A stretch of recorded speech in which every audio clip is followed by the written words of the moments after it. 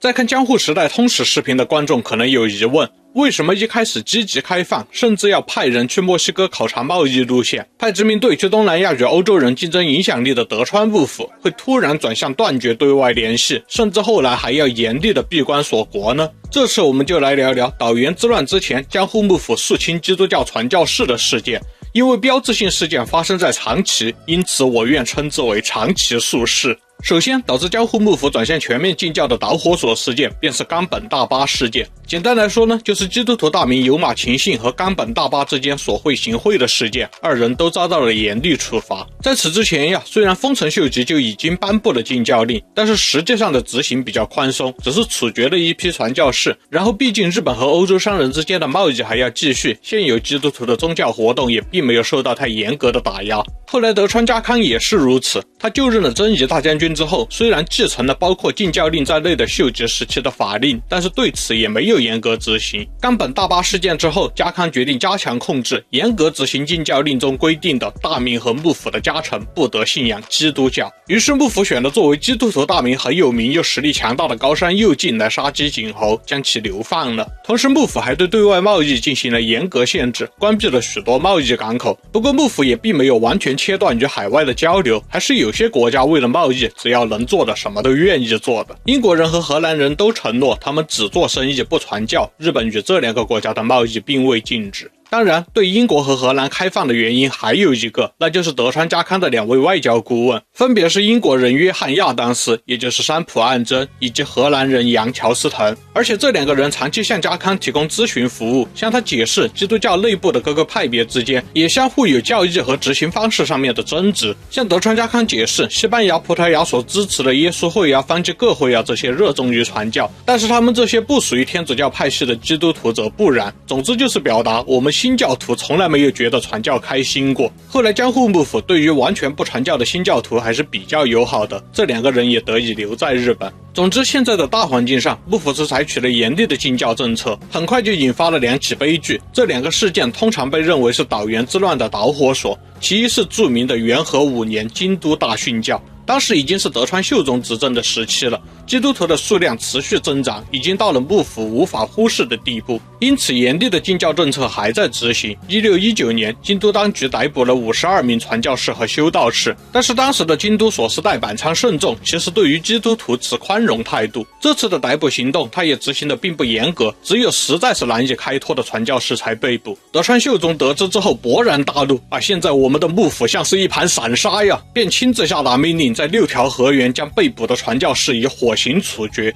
火刑无疑是最痛苦的死刑方式之一，在当时也被日本人认为是比水刑更重的处罚。描绘京都大殉教的惨烈景象的绘画显示，基督徒们被全家人一起绑在十字架上，老少妇孺一起就被这样烧死。后来罗马教廷认定这次事件中的牺牲者是为天主教殉教，因此事件在历史上被称为京都大殉教。京都大殉教3年之后，又在长崎发生了更为严重的元和大殉教，其导火索是平山长城事件。平山长城是一艘租运船的船长，这一次航海中，他在自己的船上偷偷藏进了2名西班牙传教士，这在幕府的法律下是绝对禁止的。这件事被英国和荷兰人的舰队发现之后吓坏了啊！你们西班牙传教士真是满脑子只想到自己啊！你们有办法背负我们的人生吗？果断向幕府举报了这件事。幕府随即逮捕了平山长城和船上的传教士，据说这3人后来遭到了持续1年的严刑拷打。之后这3个人被处以火刑，船上的其他12人则被斩首处决。再然后，日本在长崎的西坂处决了55名传教士、牧师和基督徒，史称元和大殉教。这里也是基督徒在日本的殉教圣地了啊！这个不是我在这搞地域笑话。1597年，丰臣秀吉第一次大规模处决传教士时，就是在这里处死了26名基督徒，被日本的信徒们称为日本26圣人殉教。因此，长崎西坂当时真的是日本基督徒的圣地之一。这次德川幕府刻意选择同一个地方来对基督徒进行大规模处刑，可能本来也是带有讽刺和威慑的目的。而且幕府刚好又以火刑处决26人，他们都是传教士或者是修道士，其余的大约30名信徒则是被斩首处决。在历史上，这一事件是德川幕府决定彻底禁教和对基督教势力严厉打压的标志，同时也能看出，在东亚、东南亚的大航海时代竞争上面，英国和荷兰两个新兴势力已经和西班牙、葡萄牙两个老牌强国加剧对立了。以前也有说法说岛原之乱的背后其实是葡萄牙与荷兰对于日本市场控制权的代理战争。这种说法虽然带有一定的猜测成分，也并非毫无根据。在岛原之乱中，荷兰确实向幕府提供了火炮协助，而葡萄牙方面则试图恢复在日本的影响力。但是我觉得要说成代理战争的话，可能还是以偏概全了。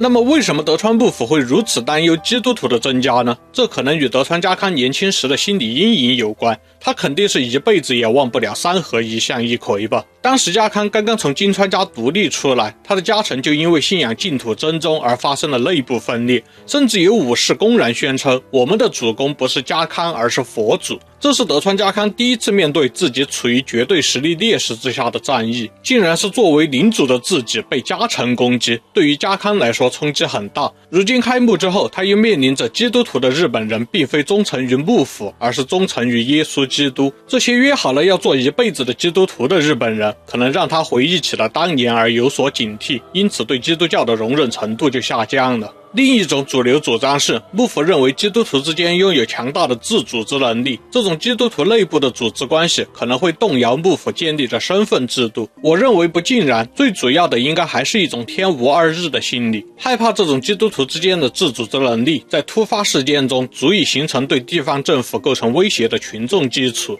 也担心群众多了一个忠诚对象之后，很多工作无法展开。为什么我不认为身份制度是主要考虑呢？因为江户幕府虽然重新建立了身份制度，但是当时的日本还没有搞江户中后期崇尚儒学之后建立的那种严格的身份制度。当时的日本社会中虽然有明确的农民、商人、工匠、统治群体等等集团，但是固化程度相当的低，甚至很多人的阶级边界都是不明确的。当时江户幕府排除统治和被统治的关系之后，社会关系的表现与其说是不同的阶级，更接近于不同的身份。这种惯性其实到了江户中期也是一直存在的，即使后来幕府引进了朱子学，规定了士农工商的概念，但是社会上实际仅仅是职业上的区分，而非严格的阶级划分。在江户幕府中，唯一的特权阶级是武士，其他的无论是什么职业都可以相互转换，都是给武士老爷们创造价值的人群，并不属于阶级，或者用现在流行的词语，也可以称之为阶层。在这件事上面，主张阶级决定的学者们认为，当时日本的考量是如同启蒙运动之后的一些国家的情况，因为阶级关系上已经发展到了只存在剥削和被剥削两种阶级的社会形态，所以必须特别小心上帝之下人人平等的类似观念。我不这么认为，当时的日本社会根本没有形成阶梯明确的阶级制度，所谓的平等意识在当时的日本社会不会是显著的冲突。幕府真正害怕的还是基督教徒逐渐形成一个不听从幕府命令的独立群体，这种群体的存在不仅威胁幕府的权威，更可能发展出一个幕府无法完全控制的势力，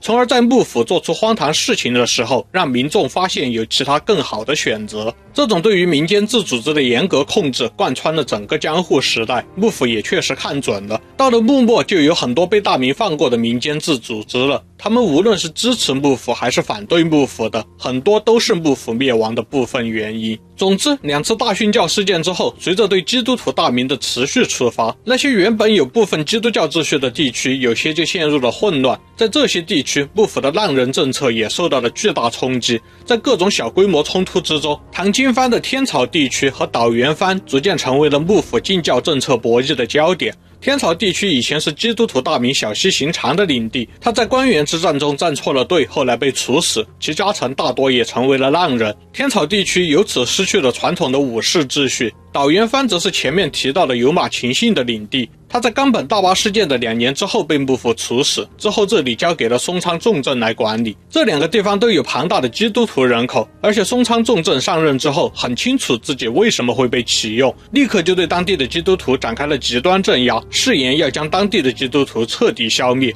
松仓重政可以说就是江户幕府为此提拔的酷吏。整体来说，德川家做事还是比较体面的，用完酷吏之后要重新收买人心时，通常也不会对这些人斩尽杀绝。所以松仓重政毫无顾忌地采取了以往难以想象的残酷手段来镇压岛原藩的基督徒，当地人的生存环境变得异常恶劣，这成为了岛原之乱的最终导火索。岛原之乱是日本历史上最重要的农民起义之一，是基督徒与幕府之间最激烈的对抗，也是日本战国时代彻底终结、德川幕府完全建立全国统治的标志。不过岛原之乱本身不是今天这个视频的话题，以后再聊吧。都看到这儿了，别忘了点赞、订阅，还有 Hype 积分和投硬币哦。我们下期再见。